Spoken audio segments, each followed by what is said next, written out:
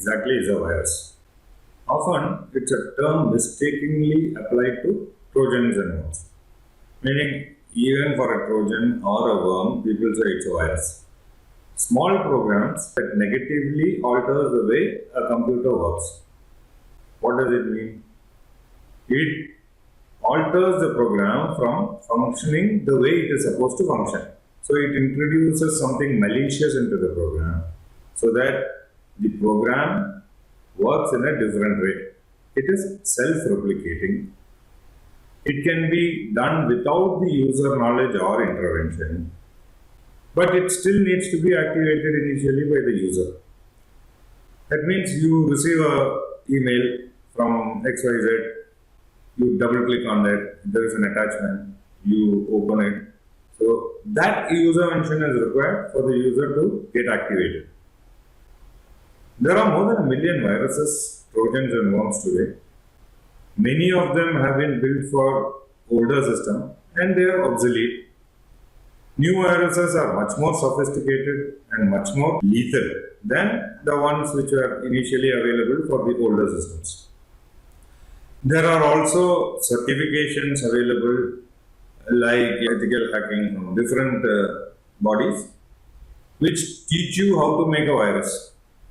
So if you need to learn that, then you will have to go through that process of getting yourself certified.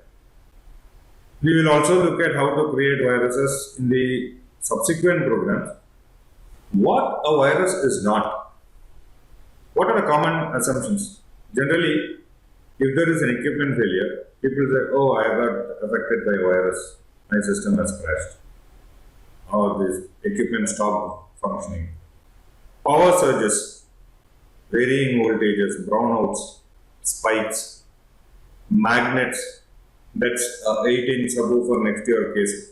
Now, what basically happens is, if you place a magnet near your hard disk or near your USB drive, most likely your data is going to be lost because of that magnetic influence on the media. But people say, oh, I have been attacked by a virus, so I lost all the data. If there are conflicting hardware drivers, people say it's a virus. Oh, no, my system doesn't boot, it does not load this particular driver. Oh, that's because I've been attacked by a virus. Settings or other changes made by someone else, especially the clueless technology guys. Techie, we emphasize the term techie here to say that anyone who uses the computer. Something made by Microsoft is definitely not a virus. When did this begin? Or what are the beginnings of the viruses? The first real virus was called Cloner. It was written by a 9th grader, Rich Skrenta, in 1982 for the Apple II. Apple, everybody knows, so it was written for the Apple II. And the first major PC virus was called the Brain in 1986. And it came from two brothers running a computer store in Lahore in Pakistan. They designed that virus. And it was designed to prevent doctors from pirating their software by infecting the pirated copy. So it was genuinely used for a good reason. But then it became a virus. Infecting only, it put a copyright notice in the program directory of floppy disk. So what this virus did was only put a copyright notice. It did not alter or change or destroy any of the data within the computer. But the intention was with the aim to prevent piracy, but it still was called a virus. What are the design factors in making a virus? What is the ultimate goal? The ultimate goal is to spread as far as possible, both on the box and globally, before being wiped out. Infection and detection are mutually limiting factors.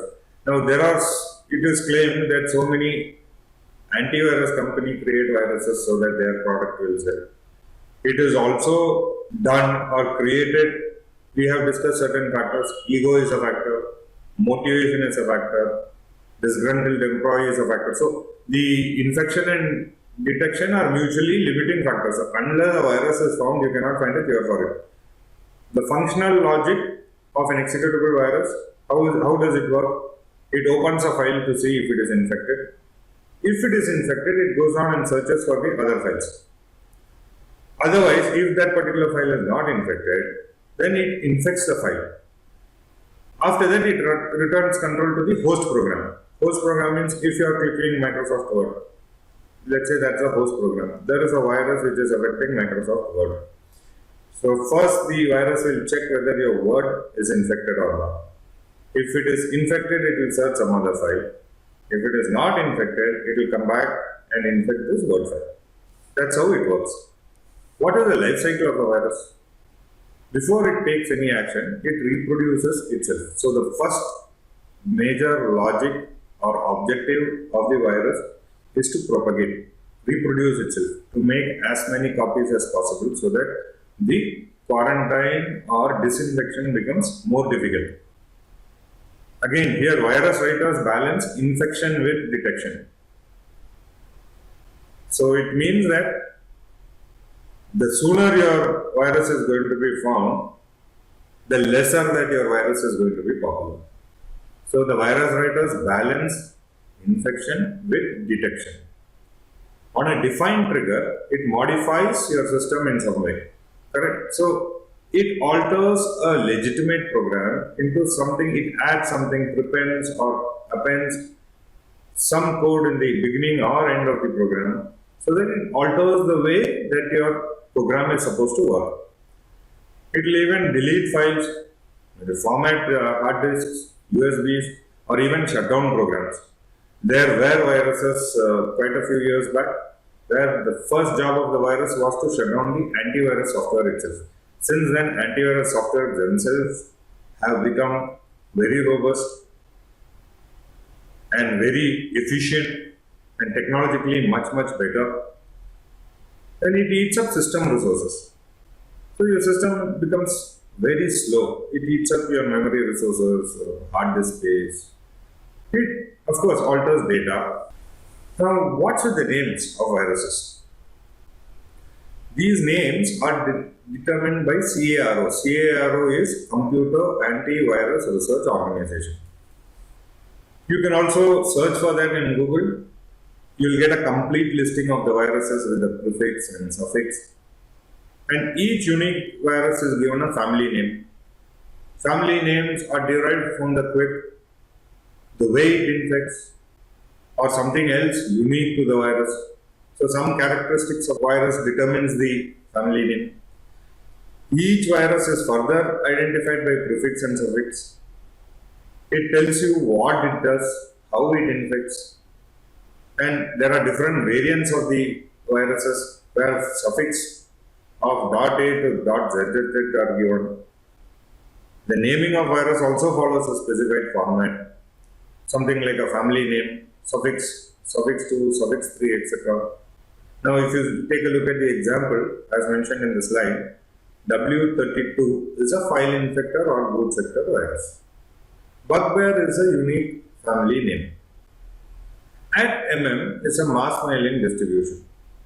It uses standard techniques and email to distribute itself. Every virus can be uniquely identified by its signature as well. And it's basically a binary representation of its machine code. So the W32.bugbear@MM, if you come across a virus, then you will know that W32 means it's a file infector or boot sector virus. Bugbear is a unique family name, and @MM is a mass mailing distribution. So if you go into CARO, you will find more details on how you identify what kind of virus is present and how it infects and what damage it does. What's the taxonomy of malicious programs? There are host programs and there are independent programs. The host program, under the host program, you have trapdoors, logic bombs, Trojan horses, and also viruses. And under independent programs, you have worms, you have bacteria, you have viruses as well.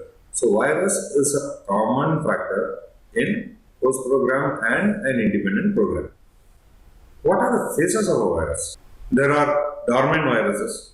It stays idle or waits for some trigger to happen. so that it can start replicating and start doing its work.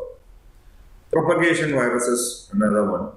It copies itself onto other programs of the same type on a computer, and it spreads when the user shares a file with another computer. Usually searches a file for its own signature before infecting. So propagation is it copies to the program of the same type, and it spreads when the user shares a file with another computer. Now take an example of Microsoft Word. Now macro viruses for Word. So it copies itself on the same type, and then it detects whether there is a macro built into that word. It copies itself there. The user transmits the file using a USB or an email. It goes to another user. So that's how propagation happens. And then worms also, like Melissa, spread over a network connection as executable attachments to email. And there is a third one called triggering. It starts delivering payload. It is sometimes triggered on a certain date or after a certain time after infection. Now, triggering example, Dr. Kamakuti has told you about logic bombs. Suppose there is a disgruntled employee. He writes a code stating that if his name does not appear in the payroll in the subsequent month, then del star or delete the database. Now, that's what happens in the triggering kind. So basically, the code will check whether this particular name is there in the database. If it is not there, it will trigger off a virus, or it will trigger off deletion of files. Then there are execution viruses, or this last one is execution. Payload function is done. It is put in or it puts a funny message on the screen, or it wipes out the hard disk. It may start the phase all over again. So this is what basically happens with the virus phases. There are the first it is dormant, then the propagation happens, then the triggering happens, then the execution happens. What are the types of viruses? There is a parasitic virus. It attaches itself to an executable file as a part of the code, and it runs whenever the host program is run. So it leaches itself onto a program and runs whenever that program is run. Then there is a memory resident viruses. It lodges in the or stays in the main memory as a part of the operating system. Then there is boot sector virus.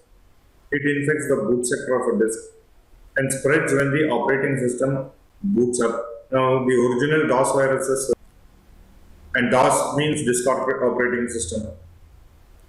Then there is stealth virus. It is explicitly designed to hide from virus scanning program. So even when you run a virus scanner, that presence of that virus will not be known. That used to be the kind of stealth virus. Then polymorphic viruses. It mutates with every new host to prevent signature detection. So once it does a job, it mutates itself and goes on to the next host, so that the detection becomes very difficult. But are there good viruses? There are possible ideas for good viruses. An antivirus virus is an example. An antivirus virus checks for a virus, goes and destroys that virus so that your system is safe.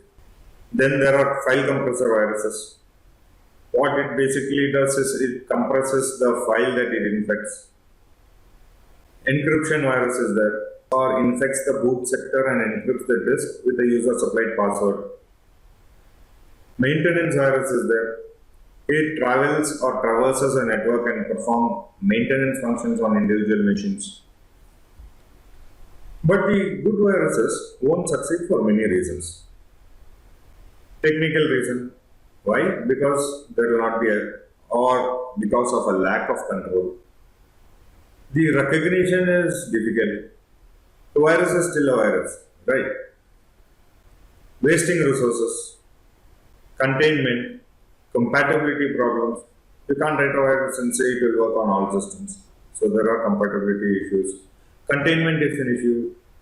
You don't know how to contain it or what are the containment measures to be taken. Then there are legal and ethical reasons also. Unauthorized data modification, copyright and ownership problem, misuse of that virus, and then who takes the responsibility? You can always say it was just for research, but you are actually sharing a copyrighted file. So again, there is a lot of issues in creating a good virus also. There are trust problems or psychological problems because people like having total control of their system. Everyone does. They don't want anything else to control there. And negative common meaning, it is still a virus. Virus is a virus. A bad thing is a bad thing. Would you buy a car that doesn't move? Then it's no longer called a car. Similarly, a virus is always termed as a virus, irrespective of what good things or bad things that it does.